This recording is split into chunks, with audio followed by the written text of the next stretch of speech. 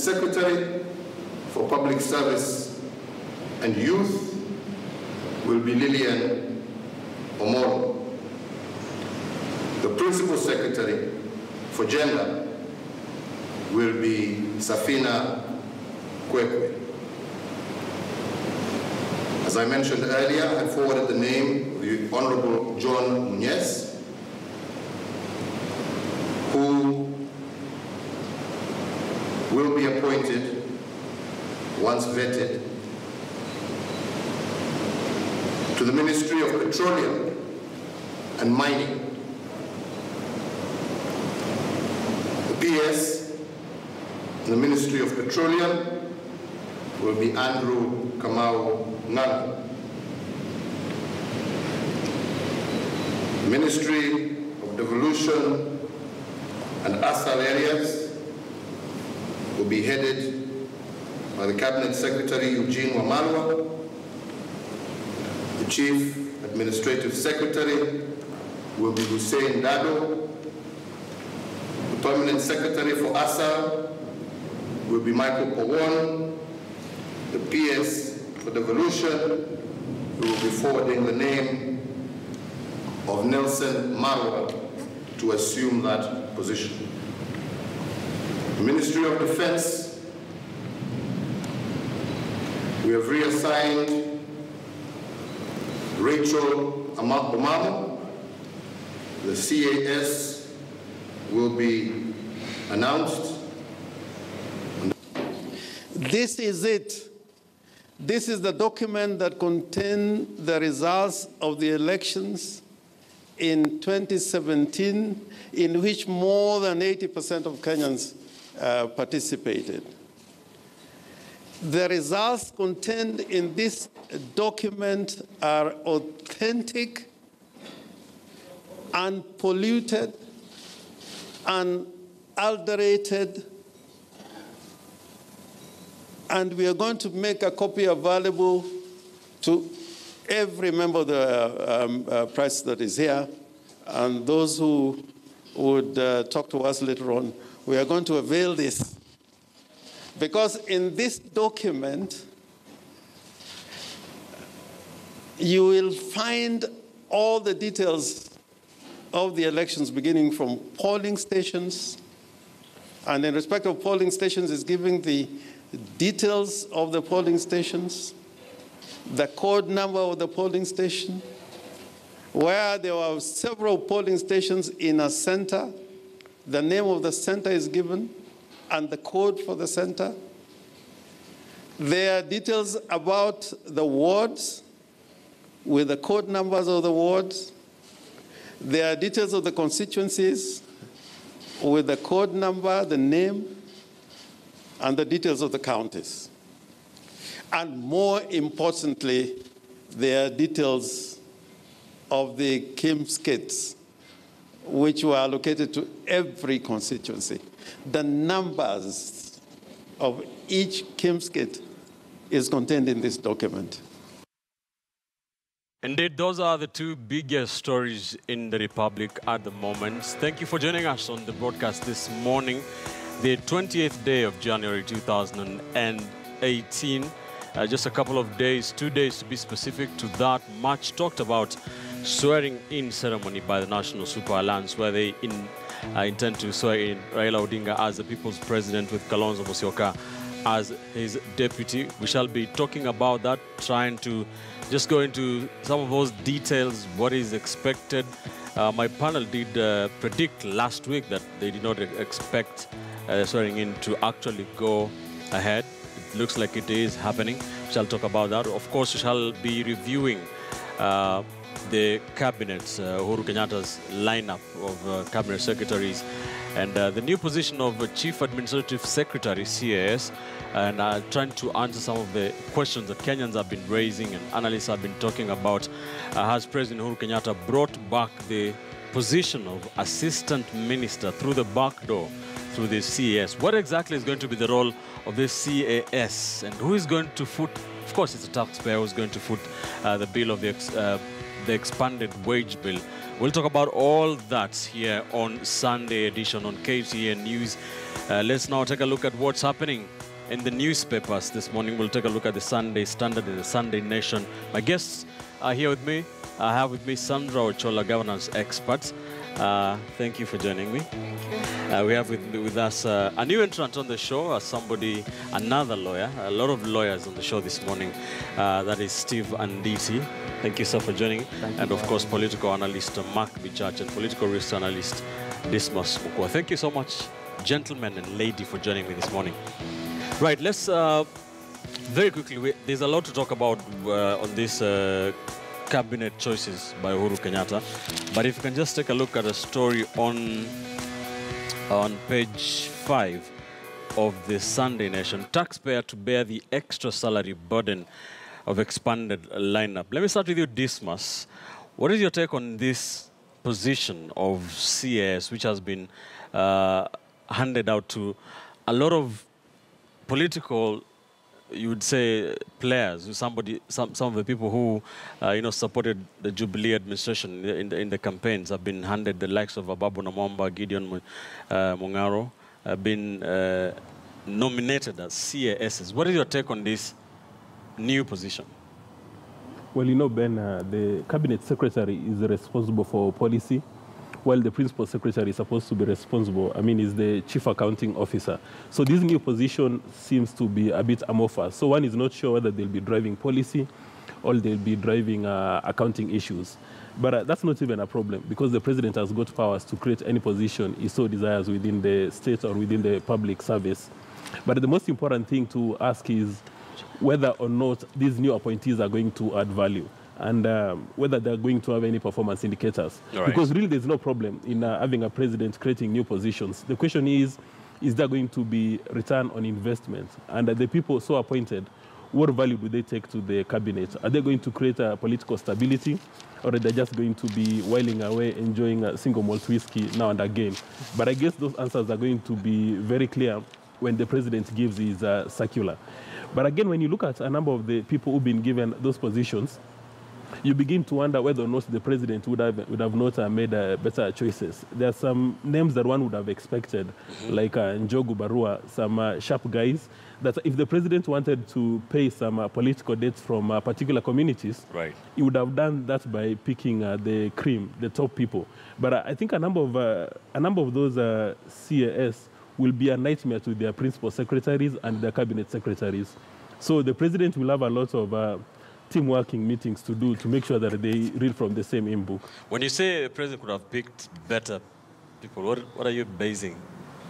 Well, at the risk of plunging into character assassination, a number of the cabinet secretaries and those chief administrative secretaries, yes, they are well known for their mediocrity. Where they've been serving the administration for the last 5 years, and if you want to place a finger on what they've delivered, you'll spend the entire day trying to establish what they have. Of course, there are a few exceptions. For instance, when you look at Dr. Matiang'i, he's a brilliant minister, he's performed very well. So that one, there would be no question. But there are some other names, and there are some lawyers here who may get a brief. There are some other lawyers, or rather some names, who represent impunity, mediocrity, and corruption. So one wonders why the president had to retain those persons. And also, a number of the people who've been posted to diplomatic postings, they've been seen as failures within the nation Kenya, and then they are given appointments to go and represent Kenya abroad. Right. Again, one wonders, what will our partners think? That this fella has failed to deliver back at home in Kenya, and then he's been sent to our country. But again, on the same note, you need to give the president credit that for our crit commissions abroad, it did not reward incompetence, mediocrity, and corruption.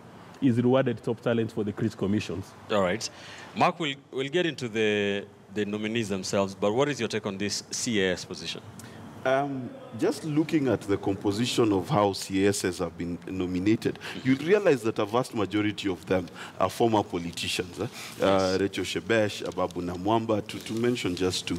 I think the critical thing that was missing in the previous cabinet was the link between cabinet and parliament. Right. And the legislature did not have a way of directly querying into ministries. And I think the CASs, if my prediction is correct, I think the biggest role would be to interface the executive and cabinet, for that matter, with parliament, and then be able to bring that political experience into this whole cabinet situation. Because if you remember, and quite differently from last time, the first cabinet was a purely technocratic cabinet. Now, I think in hindsight, the president has learned that you do need to have a cabinet that has some political weight and some political experience to be able to drive the agenda. Because at the end of the day, the CSs are political appointments and ministries are political organs. So what I expect to happen here, and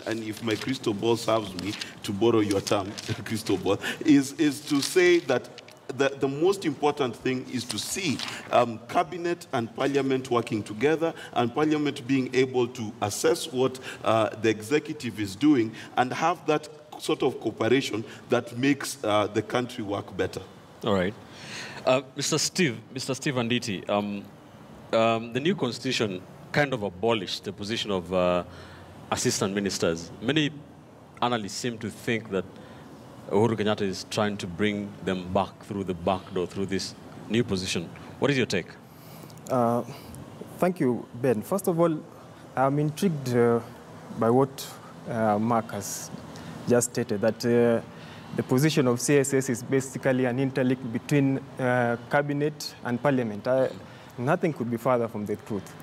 There is no credible reason as to why the positions have been created in the first place. Right. This is just another bloated government. A government is based that is lean. If it's lean, and if I could now perhaps try and demystify the roles of this supposed CS, I cannot see what their functions would be, because policy lies with the CS. The accounting officer is the PS. What will they be doing in between? I think it's a safe landing for politicians, period.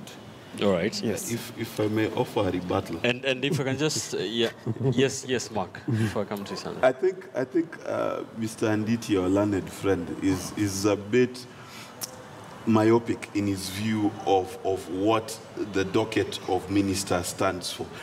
When you have a CS, there's definitely a need to have some assistance. One of the key things that he needs assistance in is to be able to explain the functions of his ministry to Parliament. That is a function, if you look at the Hansard for the last 5 years, was not done because not a single CS was able to appear before Parliament. The second thing, it is obvious, if a CEO of a company as small as Java needs a deputy CEO, it makes sense that the CS should have an assistant. This should not be outside the realm of reason.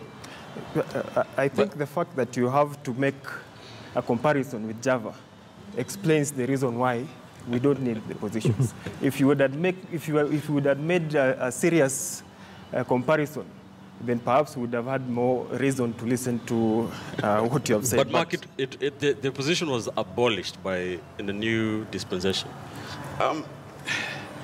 First and foremost, let's understand that the cabinet constitutes of the Attorney General, the President and his deputy, and the permanent secretaries and the ministers, correct? That's what constitutes cabinet. Yes. However, the executive shall constitute any other people and persons that the president shall deem fit in terms of being able to deliver his agenda. Okay. And I've identified one of the needs that cabinet has and has always had, and that need is the need to connect the executive with Parliament and Senate to be able to answer questions on roads, agriculture, and things like that. Right. That's one. The second one is the realization that the cabinet position is a political position. So what kind of assistance do you need? You need someone who has political experience to be able to explain what the CS for Transport has done. Because the CS for Transport, as an example, has done a lot. But he's not a politician. He's very good at doing things, but he needs someone who can explain these things. Fair enough. Ben, you shouldn't allow Mark here to take us. Why are you encroaching? Why are you encroaching? The best is going to be reserved for the ladies. Yes, you guys are now hogging on to my time. Let me have my say, then you can put your comments therein. Now, hearing all of you, I think I'll have to agree with Mark on the basis that there are a couple of things that after with the constitutional dispensation that we have, you realize that the system changed where now there was a lot of clamor that now we need more technocrats in cabinet as opposed to politicians. And we have seen the benefit or the lack of benefit of it. And I think one of the key things that Mark is trying to allude to is the fact that how do you communicate what the government does? How do you communicate all these things, the achievement that the government has had? And I think failure of that is, brings about the issues that you're saying, where now you bringing a situation where you're saying there are certain individuals who did not perform, and that is why they were let out, or that is why they've been sent elsewhere. Yet, you look at the records of what they did, even within those ministries, there are individuals who have performed. But the fact that they were silent, they were not visible, or perhaps lacked the wherewithal for them to communicate what they did to the public, gave them the zero score. And so you look at the position that has been created for the CAS. I agree with Mark to a large extent. It is supposed to be an interface between the executive, between parliament, and even an extension to how these individuals communicate out there to the people, because they have the political experience. They also have the ability to reach out to the people much more than the CSs will have. And again, let us not say it is illegal. Back to the constitutional dispensation, because one, the constitution allows the president to create, like you've rightly said, and secondly, even the Parliamentary Service Commission has the mandate to create this position. So if you look at it from a legal and constitutional perspective, I don't think there's anything wrong with it. What we need to understand are the underlying nuances and the reason as to why we need another center of communication and another center, a face for what the ministry and the government does moving forward.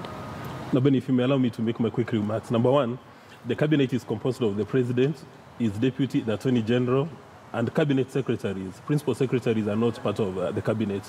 Now, to say that when you appoint a CAS, then you'll be able to communicate government policies, does that mean that the president has appointed cabinet secretaries who are incapable, who are incompetent, who cannot communicate? Now, if you've got a strong parliamentary agenda that you have to pursue, Jubilee is a political party. It's got Aden Duale and it's got Kipchumba Murkomen, who are the majority leaders. Those ones form the link. And in any event, parliamentary business is conducted by committees. So it's very disturbing to suggest that, for instance, Monica Juma, if she goes through the vetting process, that she will not be able to face the relevant House committee and discuss Kenya's foreign policy, that she needs the help of Ababu Namwamba, that she should be uncomfortable going to the National Assembly. That one, in my view, it's logic which is a bit upside down. However, we understand the need on why you need to create those positions. That the president has got political debts, he has to pay, so he's created those positions. Maybe what we should be asking, having given, say, Ababu Namwamba the position as a CAS at the Ministry of Foreign Affairs, are we going to get value for that appointment? Are they going to deliver value for our foreign policy? For instance, Ababu Namwamba, when that position, again, probably doesn't need to go through the vetting process. So when he takes office, is he going to push international trade? Is he going to push our foreign policy? Are we going to become, nice roses within the region? Or is he going to use government resources to camp at Budalangi and keep on insulting NASA? Those are the questions we need to be asking. All right. Let's take a quick commercial break. When we return, we shall get into the nominees proper. We'll take a look at some of the new names on the cabinet. Of course, they have to go to Parliament. So we'll talk about what the gentleman and lady think about the capability or the suitability of some of those names in the dockets that they have been nominated by the President Uhuru Kenyatta. Later on in the show, on my crystal ball, we'll revisit this issue of the position of Chief Administrative Secretary. There are Kenyans who want to go to court for that. Is it viable for them? We'll talk about that in my crystal ball. For now, let's take a quick commercial break. We are right back. Don't go too far. We'll talk about the nominees proper.